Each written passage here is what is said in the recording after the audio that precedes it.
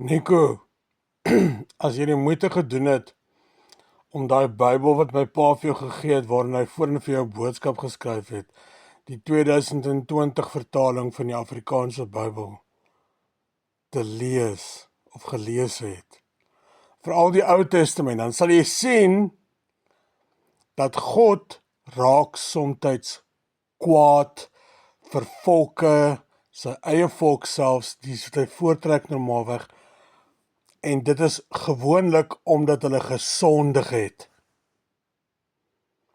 Nou ek sê vir jou, in die land van ons is daar groot sonde. Het jy daar 'n moordsyfer gesien op Stats SA se webpage? En op die SAPS se webpage? Ek sê net vir jou, Nico, dis nie net moord nie, dit is diefstal, dis verkrachting, dis al sulke goeders, né?